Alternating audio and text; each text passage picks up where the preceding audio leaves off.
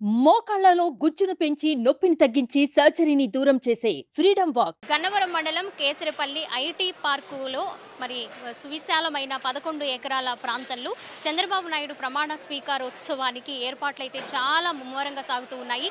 అన్ని శాఖలకు సంబంధించిన అధికారులు ఈ పనులను పర్యవేక్షించడంతో పాటు దగ్గరుండి కూడా చేయిస్తూ ఉన్న పరిస్థితి మనం చూసుకోవచ్చు. ఇక్కడ మొత్తంగా చాలా మంది కూడా మరి కూటమి సభ్యులు కావచ్చు, అలాగే టీడీపీకి సంబంధించిన ముఖ్య నేతలు కావచ్చు, ఎమ్మెల్యేలు, అలాగే మిగిలిన పార్టీకి సంబంధించిన నేతలందరూ కూడా ఈ పనులన్నింటినీ దగ్గరుండి పర్యవేక్షిస్తున్న పరిస్థితి మనం చూస్తున్నాము.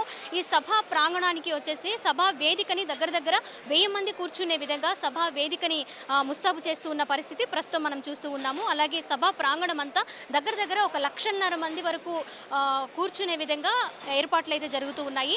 మరి భారీ మెజారిటీతో అధికారంలోకి వచ్చిన కూటమికి మరి చాలా మంది అభిమానులు అయితే ఉన్నారు. వాళ్ళందరూ కూడా ఎంతమంది వస్తారో అంచనా వేయలేని పరిస్థితి కనిపిస్తుందో అని ఇక్కడ పార్టీకి సంబంధించిన ముఖ్య నేతలు చెప్తున్న పరిస్థితి మనం చూసుకోవచ్చు. మొత్తంగా ప్రతి ఒక్కరూ కూడా వచ్చిన ప్రతి ఒక్క అభిమానికి కావచ్చు, కార్యకర్తకు కావచ్చు, అలాగే పార్టీలకు సంబంధించిన వారు కావచ్చు, ఎలాంటి ఇబ్బందులు లేకుండా పూర్తి ఏర్పాట్లు అయితే చేస్తూ ఉన్నాము. జూన్ నెల కావడం, వర్షాలు ముందుగానే పడే అవకాశం ఉంది కాబట్టి వర్షం పడినా కూడా, ఎలాంటి వర్షం పడినా కూడా ఇబ్బందులు లేకుండా వాళ్ళకు కూడా ఇబ్బంది లేకుండా ఏర్పాట్లు అయితే జరుగుతూ ఉన్నాయి. అలాగే ముఖ్యంగా హెలీప్యాడ్లు మొత్తంగా 11 నుంచి 17 వరకు హెలీప్యాడ్లు కూడా ఏర్పాటు చేస్తూ ఉన్నారు. హెలికాప్టర్స్ వచ్చి ల్యాండ్ అవ్వడానికి అక్కడ ఎలాంటి ఇబ్బందులు లేకుండా కూడా హెలీప్యాడ్స్ ఏర్పాటు చేశారు. ముఖ్యంగా పార్కింగ్ విషయానికి వస్తే మరి చాలా మంది లక్షల్లో అభిమానులు, అలాగే పార్టీకి సంబంధించిన ముఖ్యమైన నేతలు, అలాగే ఇతర రాష్ట్రాలకు సంబంధించిన ముఖ్యమంత్రులు వస్తున్న నేపథ్యంలో వారికి ఎలాంటి ఇబ్బందులు లేకుండా కూడా ట్రాఫిక్కి సంబంధించి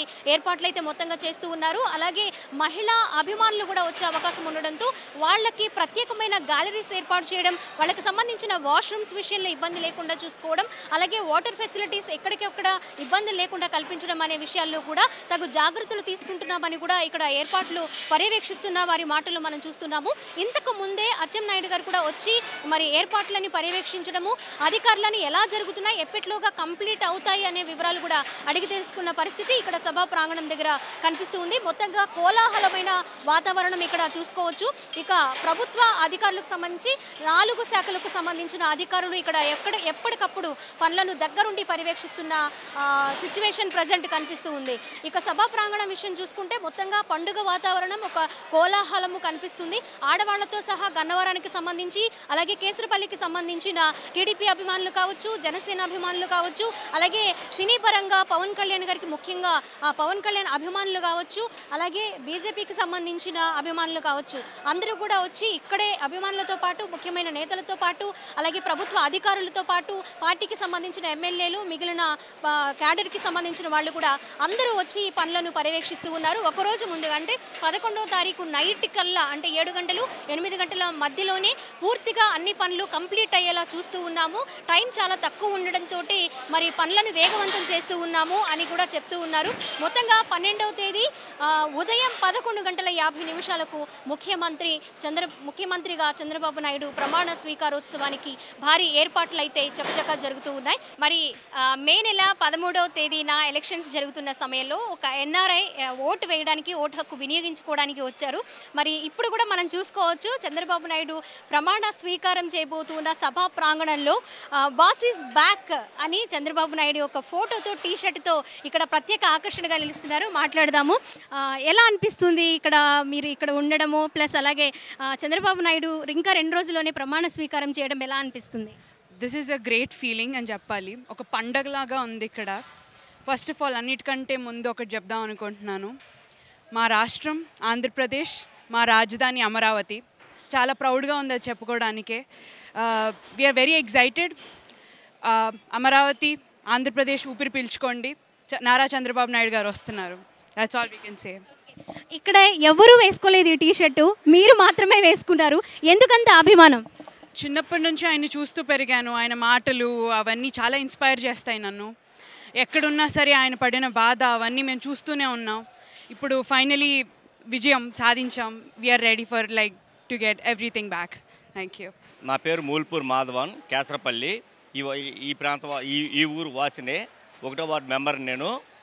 ఈ ఏర్పాట్లు చంద్రబాబు నాయుడు గారు ఇక్కడ మా ఊళ్ళో ప్రమాణ స్వీకారం చేయటం, అందులో దానికి కూడా ప్రత్యేకంగా ఇంత ఘనమైనటువంటి విజయం తర్వాత ఇక్కడ ఏర్పాట్లు ప్రమాణ స్వీకారం చేయడానికి ప్రదేశాన్ని నిర్ణయించుకోవడం కూడా మాకు చాలా ఆనందదాయకమైన విషయం.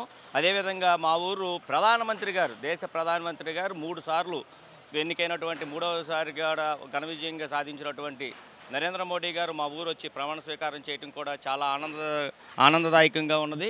అదేవిధంగా చంద్రబాబు నాయుడు గారి దృష్టికి ఈ సభా వేదికగా సుమన్ టీవీ సాక్షిగా కొన్ని సమస్యలు కూడా మాకు ఇక్కడ పడినటువంటి రాష్ట్రం మొత్తం కూడా గత 5 సంవత్సరాల నుంచే ఈ సైకో వల్ల ఇంకొక వల్ల సమస్యలు ఇబ్బందులు పడి ఉంటారు. కానీ మేము గత 10 ఏళ్ల నుంచి కూడా ఇక్కడ ఉన్నటువంటి స్థానిక మీరు చెప్పేటటువంటి ఈ తెలుగుదేశం అనే ముసుగులో 2 పర్యాయాలు గెలిచి ఇక్కడ మమ్మల్ని ఇబ్బంది పెట్టినటువంటి ఈ వ్యక్తి ఈ గత 10 ఏళ్ల నుంచి కూడా గన్నవరం ప్రాంతంలో, గన్నవరం కాన్స్టిట్యున్సీలో ఉన్నటువంటి పోలీస్ స్టేషన్లు అన్నింటిలోనూ అతను పెట్టినటువంటి అరాచకాలు కానీ, అతను పెట్టించినటువంటి తప్పుడు కేసులు కానీ, క్రిమినల్ కేసులా, సివిల్ కేసులా, లేకపోతే అన్నదమ్ముల మయాన ఉండేటటువంటి చిన్న చిన్న తగాదాలని పెద్ద తగాదాలుగా మార్చి వాటికి రాజకీయ రంగు పులిమి, అతను స్వార్థం కోసం వాడుకున్నటువంటి కేసుల, లేదంటే భార్యాభర్తల మధ్యలో ఉన్నటువంటి తగాదాలు, వీటన్నిటిని కూడా మీరు ప్రత్యేకమైన దృష్టి చంద్రబాబు గారు మీకు మేము స్వయంగా వచ్చి చెప్పలేకపోయినా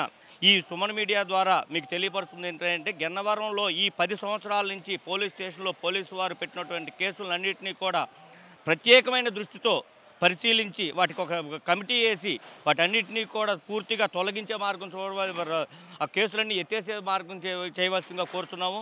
అదేవిధంగా గతంలో ఎప్పుడో బ్రిటిష్ కాలం నుంచి ఉన్నటువంటి కేసరపల్లి ఎయిర్పోర్ట్ని మీరు వచ్చిన తర్వాత విజయవాడ అంతర్జాతీయ విమానాశ్రయంగా అభివృద్ధి చేస్తున్నారు. దానికి ఎంతో సంతోషకరము.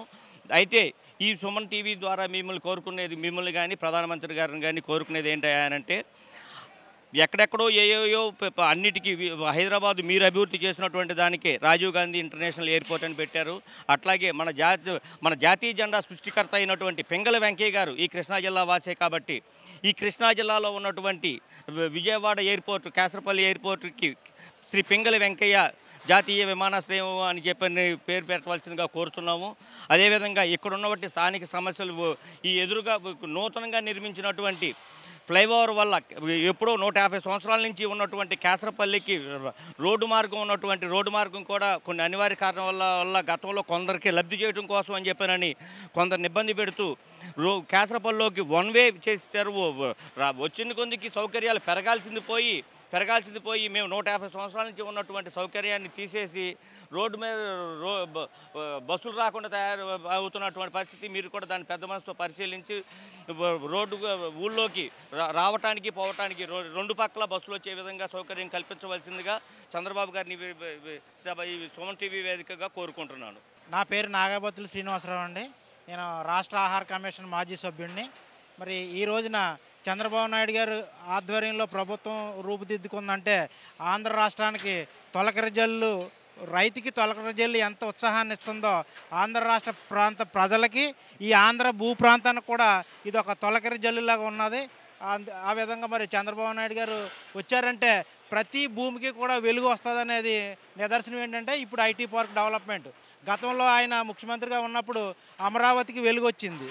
ఆ వెలుగు ఎప్పుడు కంటిన్యూ అవుతూనే ఉంటుంది. ఒకసారి జస్ట్ కొద్దిగా ఆగినా కానీ మళ్ళీ వెలుగు కంటిన్యూ అవుద్ది. అదేవిధంగా గన్నవరంలో ఉన్న కేసరిపల్లికి కూడా ఒక వెలుగు వస్తుందని, అలాగే చంద్రబాబు నాయుడు గారు హైదరాబాద్లో ఐటీ పార్క్కి తీసుకొచ్చి ఎలా వెలుగు నింపారో అలాగే ఆంధ్రప్రదేశ్లో కూడా ఈ గన్నవరం ప్రాంతంలో ఐటీ పార్కుని తీసుకొచ్చి మొత్తం ఆంధ్ర రాష్ట్రానికే వెలుగుని తీసుకొస్తారని మరి మరొకసారి బాబు గారికి కృతజ్ఞతలు తెలియజేసుకుంటూ, ఆయన ఇప్పటికి 4వ ముఖ్యమంత్రి ఆంధ్ర రాష్ట్రానికి. మన ఆంధ్ర రాష్ట్రంలో అలాంటి చరిత్ర లేదు. మరి జ్యోతి బసు గారిలాగా ఆయన పూర్తి కాలం ఈ రాష్ట్ర ముఖ్యమంత్రిగా ఉండి ఈ రాష్ట్రాన్ని అభివృద్ధి చేస్తూ మరి భవిష్యత్తులో ఆయన దేశ బాధ్యతలు కూడా ఆయన స్వీకరించే అర్హత ఇవ్వాలని, ఆ యొక్క అవకాశం ఇవ్వాలని కనకదుర్గమ్మని కోరుకుంటున్నాను.